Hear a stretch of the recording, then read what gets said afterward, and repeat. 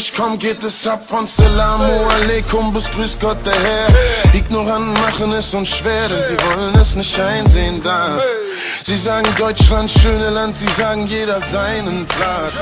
Sie verhöhnen uns mit Wut, sind echauffiert durch ein Kopftuch, doch immer schmeckt wie vergeht. Ihr wollt Beef mit der Königin, Kühn erklärt euch den Krieg. Halt die Fresse, Mutterficker, Rap ist mein Gebiet. Dies bin ich ganz fein, denn wie jeder weiß, können Frauen die übelsten Mischstücke sein. Ihr poliert meine Krone, ich poliere euch die Fresse. Merkt euch, ich bin und bleibe einfach die Beste. Ihr wollt Beef mit der Königin, Kühn erklärt euch den Krieg. Halt die Fresse, Mutterficker, Rap ist mein Gebiet.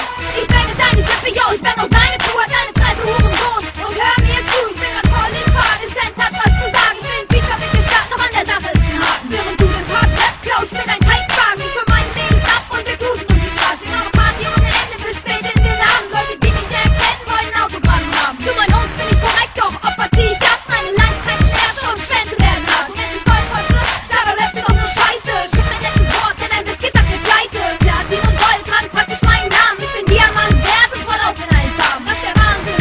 Ich will das Leben wegen der Straßen. Will jeder nah sein, weil ich Girls und erst da. Bleib mal ehrlich zu euch, ihr findet auch, ich hab's drauf. Ich bin Boss, ich bin Number One, aka Title Rap out. Rap out, so mit drauf, wie die täglich Karten auf dem Tisch. Ich liebe Leute von allen Lieben.